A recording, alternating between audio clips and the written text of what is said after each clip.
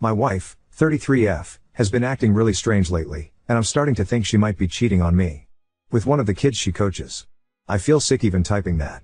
Some background: my wife is an accountant by day, and in the evenings, she volunteers as a soccer coach for a local youth team. She's always loved soccer, and I thought it was great that she was so involved with the kids and the community. But recently, she's been dropping weird comments that are starting to really concern me. It all started about 2 months ago. She casually mentioned one of the boys on her team. He's 17, and I won't say his name for obvious reasons. At first, it was harmless stuff, like he's really talented for his age or he's a natural leader on the field. I didn't think much of it because, well, she's a coach, and it's her job to encourage the kids, right? But then the comments started to get weird. Like one night, out of nowhere, she said, "You know, kid's name / has really pretty eyes. They're so striking." I remember thinking, that's an odd thing to say about a kid you're coaching. I kind of brushed it off at first, but then more things followed. Another time, she came home after practice and said, "He's so much more athletic than anyone else on the team. It's impressive how developed he is." Again, I tried to shake it off, but my gut started nagging at me. Why is she talking about him so much? Then there's the fact that she's been getting way more secretive. She's always been open with her phone and emails, but lately, she's been turning her screen away from me when she texts or checks messages. I asked her about it, and she just laughed it off, saying I was being paranoid. She's also been staying later and later after practices. At first, she told me it was just because they were prepping for some tournament, but now, even with the tournament over, she's still coming home late. When I ask, she gives vague excuses like, "Oh, the team needed extra help," or "I had some paperwork to catch up on." Here's the thing that really has me spiraling. Last week, I came home early from work. I expected to have the house to myself since she was supposed to be at practice, but when I walked in, I found her sitting on the couch, texting someone with a huge smile on her face. When she saw me, she quickly locked her phone and got super flustered. She said it was just one of the parents asking about game schedules, but it didn't feel right. I don't have any solid proof, but something just feels off. Why would she be talking about this kid's looks? Why is she suddenly so secretive? I haven't been able to shake the feeling that something more is going on. I don't want to accuse her of something so serious without any real evidence, but I also don't want to ignore my instincts. I love her, and I really don't want to believe she'd do something like this, especially with a kid she's supposed to be mentoring. So, Reddit, what should I do? Am I reading too much into this? Is she cheating on me with this 17-year-old, or am I just being paranoid? How do I even begin to confront her about something like this? Any advice would be appreciated. I'm honestly feeling lost right now. Update 1. After reading your comments, I took some of your advice and contacted my lawyer on the evening of my original post. I'll go into more details about that shortly, but before diving into the updates, I'd like to clarify why this post is coming out now and in this format. Unfortunately, after posting, my original post was taken down and I received a 3-day ban from the subreddit. Thankfully, the post was later restored, but I had to wait until the ban lifted to share updates. I did keep track of each development and wrote them out as they happened, so I'll be sharing them in chronological order, just as I intended from the start. In my previous post, I shared some difficult suspicions about my wife, who recently became increasingly close to a 17-year-old boy she coaches. She started making strange comments about his looks, athletic abilities, and personal qualities that went beyond her usual enthusiasm for coaching. Meanwhile, she's become much more secretive with her phone and is often late home from practice without clear explanations. These changes have left me wondering if there's something more happening between them, but I don't have solid proof and don't want to jump to conclusions without evidence. First off, I want to thank everyone for the comments, advice, and support on my original post. Unfortunately, my original post was initially taken down, and I received a 3-day temporary ban from the subreddit. Thankfully, the post was eventually restored after my ban ended. Since I wasn't able to share updates during that time, I've decided to create a new post with all the updates so far, structured chronologically to keep everything organized. Sorry to keep everyone waiting. This is why I'm only updating now, and the last 5 days have also been a whirlwind. I took some of your advice and reached out to a lawyer, well, sort of. An old friend from high school, who's now a successful family lawyer, happens to be visiting this week. While family law isn't exactly what I need, I'd rather speak to someone I trust before hiring a lawyer and potentially escalating things out of control. I'm meeting him for coffee tomorrow and will update you afterward. I'm hoping he can give me some solid legal advice without things getting too intense. I obviously don't want her to be arrested or anything drastic like that, but I also don't know what to do next. Right now, I'm not even angry, just overwhelmed and in shock. It's hard to process that someone I've been so close to over the last 2 years might not be who I thought and could have been hiding something awful this whole time. The last 5 days have been absolute hell. The title is a bit of a giveaway, but pretty much everyone who commented was right, and my own suspicions have been confirmed. After talking to my friend, the lawyer, We agreed that I should confront her with my concerns, suggest looking through her phone together just to put some of my suspicions to rest. I realize how risky this was, but we really didn't have a lot of choice considering there was no clear proof that anything weird had been going on. He suggested that we meet somewhere quiet, but still in a public setting in case she decided to freak out and do something irrational. I decided to take her to our local park where I sat her down on a park bench well away from any crowds of people. When we sat down together, I told her how serious of a situation we could be in and that she must be completely honest with me, and that want to be on her side, but the way she had been acting had led to some serious suspicions. I explained to her that I didn't want to break the trust between us, so had decided against looking through her phone, despite how tempted I was. When I told her the concerns, she immediately got defensive and started denying everything. She called me a paranoid asshole for even suggesting that she would be in a relationship with a minor. She said the fact that I would even question something like this means there's probably something wrong with me and that I must be the one hiding something. Honestly, the way she reacted just confirmed to me that there was something that she hadn't been telling me this entire time, and that without her cooperation, the safest bet was probably just to leave. I suggested that we look through her phone together just to provide me with closure, and even if there was nothing to hide, it would mean a lot to me that she would just humor me and that it might even be fun to look through together and laugh at how ridiculous I was being. She screamed at me for trying to invade her privacy and that I had massively overstepped the line before storming away from me, back to the car and driving to her friend's house to stay for the night. I don't know what she talked about with her friend, but at around 3 a.m. the next morning I got a really long text from her giving her view of the situation. The messages was as follows. The entire message was considerably long, so I've summarized it for this post. My wife, I really don't think what I have been doing is wrong. It started with me just helping this kid with some extra practice because he was struggling to get the hang of some of the drills we had been working on in that day's training session. These private sessions were becoming more regular, and after about 3 weeks of extra training sessions he sent me a friend request to my Instagram. He wasn't the first one of the team to send me a request, and I wouldn't usually accept them, but as I was giving this kid private coaching sessions, I thought it made more sense. He started to send me DMs, so I responded, because I'm not a total asshole. Okay, maybe the texts aren't just about soccer anymore. There's nothing wrong with being friends with a kid. You've always been super close to your younger brother and I've never called you out for being weird. The message then proceeded to say how much of an asshole I was for trying to call her out and trapping her in a situation that would always leave her looking bad. She ended the message by telling me that she thinks that she'll be able to look past this and forgive me for being a total insecure dickhead, and that if I ever questioned her like this again, she would be filing for a divorce. I was in complete shock when I read this response, as I have never seen this side to my wife. This is not the kind, loving, respectful, and open person whom I had married, and it is driving me totally insane. I just don't know what to do. I understand that what she was telling me is not normal, and I can't believe how naive I've been for so long, but I still feel like there's even more going on that she's not telling me. Her long message didn't actually explain why she had been messaging this kid so much and for so long, or why she had been spending literal hours every evening locked in our bedroom or on the sofa just on her phone. IDK, maybe I am just being paranoid? Maybe this is more normal than I'm making it out to be, although this seems unlikely. Should I still try to look through her phone anyway, despite what she's told me? When we had met the previous day, my friend mentioned that this was out of his field, but that I shouldn't contact the police until I was more sure of anything, because if we did end up getting a divorce, and she is technically innocent, calling the police on your wife for providing extra help to a kid she coaches wouldn't look very good for me in a courtroom. 1. If everything is above board and legal, in a potential divorce, his actions could look like prejudice and be used against him when dividing assets/property/spousal support/etc. 2. If they were considered a mandatory reporter, why did they wait? Have a lawyer walk them through the right steps to carefully explain why they waited, how they waited for legal advice to know how to report, etc. Protect themselves legally. 3. The lawyer should then suggest the action that most likely provides protection for the minor, with or without proof from the coach. Is that warning of the parents? What if they don't care? Report to the police. What if they want more evidence? Report to the school/coaching team, etc. Update 2. I did what many people suggested and contacted our local police. Although this would be the preferred option, our current financial position and my current salary doesn't allow me to hire a private investigator. She is also the main earner in the relationship, about 60% of our shared income. Not only can I not afford to hire a PI, but there is also the issue that we have a shared bank account.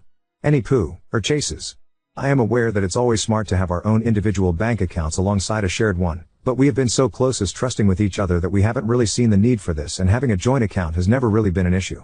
As her job as an accountant, she is mainly in charge of managing our banking, and any large purchases have to go through both of us, just by the way the account is set up. This means it would be practically impossible to hire a private investigator without her finding out. After our last conversation, she has moved back after staying with her friend, and we are living in the same home. It is very awkward, and I have been trying to avoid her wherever possible whilst doing my best not to let on that I am trying to dig further. It was about a day after my last post that I decided to contact the police, and after a pretty long conversation explaining the situation, they told me that there was no legal grounds for them to take action without any concrete evidence or clear signs of suspicious activity. They advised me to keep an eye out and call them immediately if anything new came up. I appreciated their time, but honestly, their advice didn't give me a clear path forward. So, there has been a major development to the situation. I am feeling a load of complicated emotions right now, and writing this has been very tricky. Since the police couldn't help, I took advice from many of you and contacted our shared mobile provider. After some back and forth, they sent over out call and SMS records from the past 6 months. These records only cover standard messages and calls. I spent hours combing through these records, trying to find anything unusual, and eventually found what I was looking for: a lot of messages and calls with a specific unknown number. After digging into it, I realized that this number wasn't the kid's. It belonged to his dad. Suddenly, things clicked, and at the same time, I was thrown into a whirlwind of emotions: grief, anger, disbelief. In a weird way, I was also somewhat relieved. I don't know for sure, but what I think has been going on this entire time is my wife has been having an affair with this kid's dad, hence her recent obsession. Knowing full well that she couldn't openly talk about her relationship with this dad, it appears she has been using his son as an outlet to talk about him in our daily lives without arousing too much suspicion. In some strange way, I even feel a hint of relief. If I'm right, at least she wasn't involved with a minor. This still feels like a betrayal, but one that's more bearable than the alternative. Looking through the messages, I can now see that she is obsessed with this man, and it looks like they are in love. I am distraught that this has been going on now for so long, and that the person who I have trusted and confided in for so long has been lying to me this entire time. I cannot really put the way I'm feeling into words. I can't be certain that nothing inappropriate happened between her and the kid, but this explanation now feels more plausible to me. Still, I feel like I'm mourning the person I thought I knew and loved. The woman I've been with for 6 years, whom I trusted completely, has been hiding this from me, and it's crushing. I honestly don't see any way of working through this, so I've contacted a divorce attorney and am filing for a divorce. She isn't aware yet, as my lawyer and I are just making everything final before serving her with the papers. I am also looking for a new apartment that I can move into when this becomes more final. My father passed away 10 years ago from lung cancer, and my mom just passed away pretty recently during lockdown. I have one brother who lives on the other side of the globe and have very little contact with him nowadays. I haven't seen him since my mom's funeral, and my wife has really been the only person who has been alongside me through these tricky last few years. She has family, both her parents are still alive, and she is very close to her sister. I have no idea if any of them know anything about what's going on, but I know she tells her sister everything. Also, most of my friends are also friends of hers, or in a relationship to one of her friends, as I was new to the area when we met and didn't know many people. I don't really want to put them in the situation of having to pick sides, but also could really do with a close friend to express my feelings to. As far as the kid and his dad, I still don't actually know who they are. I don't tend to get involved with her work, like volunteering. I have never met anyone on the team she coaches or any of their parents. So, I obviously don't know anything about this guy. In none of the messages was there any mention of a wife or girlfriend, only the name of his son. At this stage, I don't think it's my responsibility to try and inform the family of the guy she's been seeing, as I literally don't even know who he is. I don't plan on confronting her about everything I have found out, but will definitely answer any questions if she asks why I'm so suddenly asking for a divorce //. I would really like to hear if anyone else has had similar experiences and what would be the best way to move forward. Update 3. I said I got records from our shared phone provider, but the truth is, I actually went through her phone. I was nervous about admitting this on here and worried about potential consequences. But in retrospect, I feel I had good enough reason to check, and the phone was purchased using our shared bank account, which could give me a valid claim for accessing it. If it counts for anything, I did try to contact our shared service provider, but they told me they don't give out any specific personal information, this includes messages, to anyone but the police, for security and confidentiality reasons. When looking through her messages with Hot Soccer Dad, the same name kept coming up and it became clear that this was the kid. The messages made it quite obvious who it was, as they were often using the kid as an excuse to stay in contact. The conversations were overly flirty, and it was quite obvious that something was going on between the two of them. On top of this, it looks like they have met up several times for coffee after practice. I don't know where the kid goes in that time, as there is still no mention of his mother, and I still don't know much about the kid's family situation. With all that said, I'm relieved to say that things are finally moving forward. I decided to meet with a divorce attorney who has been fantastic and am in the process of finalizing everything. I'm now set up in a temporary apartment with a separate bank account. It was surprisingly easy to open, and I regret not doing it earlier. The freedom it's given me has been a massive weight off my shoulders. I'm not naive anymore and I have no intention of dragging this out, but know things may still get complicated. Though, after a lot of stress and uncertainty, I'm finally starting to see the light at the end of the tunnel, and it's a relief to think she'll soon be out of my life. The last real piece of bad news in this update. Her family, especially her sister, is fully aware of the situation but has chosen to side with her. I've never been the biggest fan of her sister, to be completely honest, but never to this extent. I've been receiving aggressive messages from her sister, calling me selfish and threatening to ensure my wife gets everything. They've even implied that they use their family's financial resources to back her legally as they're well off and have offered to cover her costs. To add to this, there are some legal loopholes regarding outshared assets, including the house, which could mean I have a lot more to lose in this than I expected. This has been a humbling and, in some ways, eye-opening experience. I always assumed infidelity, or these kinds of situations, would be easy to spot. I never expected to be blindsided by my own partner, someone I loved and trusted completely. I realize now that betrayal doesn't fit into near categories or follow obvious patterns. Although this situation didn't turn out to be the predatory relationship I feared, it's shown me that anyone, male or female, can be vulnerable to this kind of manipulation. With the court date likely coming up in the next couple months and the divorce process underway, it feels like I'm nearing the end of this exhausting chapter. I'm incredibly grateful for all the support and insight I've received here. It's been a strange few weeks, but I'm determined to close this chapter and start fresh. I'll keep sharing updates as things progress, though I don't foresee too many more developments. Thank you again for being there. I know I can't respond to everyone, but your encouragement has meant a lot and given me the courage to keep on fighting. Oh, and one more thing I forgot to add. I reconnected with my brother and shared everything about what's been happening. Thankfully, he was really glad I reached out, and he's actually planning to come visit at the end of the year. Now on to second story.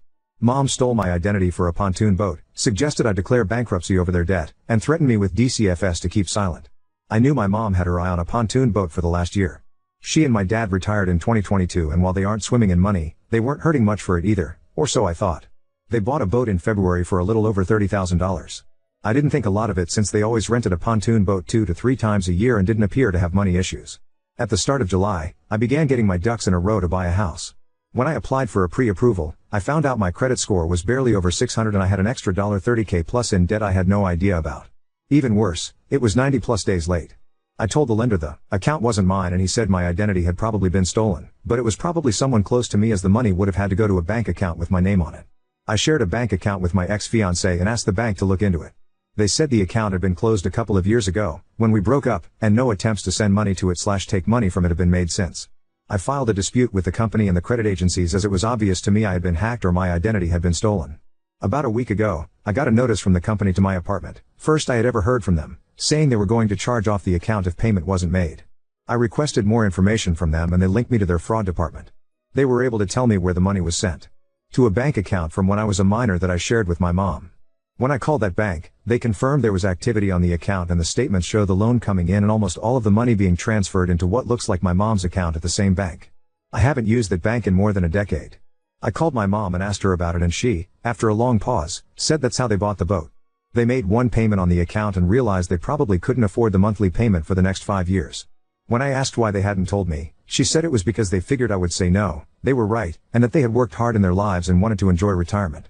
It ended by them saying the boat couldn't be repossessed because it was a personal loan. My mom suggested declaring bankruptcy and I told them I was going to the police. My mom said not to do that because they wouldn't take it seriously. When I told her I was doing it anyway, she hinted that she might have to call DCFS on me. My 2-year-old burned themselves on a hot pan earlier this year. Simple ER visit and was told accidents happen. He's fine, regarding an unsafe home. I think I'm still going to the police because declaring bankruptcy would make it impossible to buy a house. Update 1. I filed my police report the same day as my first post. The officer and I talked for probably 20 minutes and I printed out a statement from the bank. I spoke with a detective a couple days later for another 20 minutes. Fast forward about 2.5 weeks and my dad called saying my mom had been arrested. He said an officer and a detective showed up at their house asking to speak with her. When she went onto the porch, they grabbed her and arrested her. The detective, same one I talked to, explained they had a warrant. My mom has never been in trouble with the law in her life and she got arrested on a felony. They tried talking to her and she immediately requested a lawyer. They stopped asking questions but didn't let her see a lawyer right away. My dad was furious but the detective told him to have a lawyer go down to the county jail in the morning before she went to the judge. The next morning, apparently she and the lawyer talked and she was released in the afternoon with a new court date. About a week later, I get a call from DCFS requesting to meet with me about my son. I had nothing to hide so I agreed. We spoke for about half an hour at my apartment and I explained the situation. She seemed understanding and told me there are no obvious issues, she just had to follow up on a report. I will say if I'm ever in trouble, I'm hiring her lawyer. The case was dismissed at her next court date in late September. The detective called me the next day and explained the state attorney believed that they wouldn't be able to prove beyond a reasonable doubt she intentionally stole my identity. He said he figured it was a BS reason because he had documents from the bank and loan company. He said the state attorney drops a lot of cases, even open and shut ones, especially when it's not violent and they have a hired attorney. She never made a statement other than her attorney telling the detective she didn't do it. He also said the loan company might go after my mom in a lawsuit. What brings me back here is that a couple weeks ago the account dropped from my credit. Even better though, I got a letter from DCFS yesterday saying the allegation against me was unfounded. I'm never talking to my piece of trash mom again.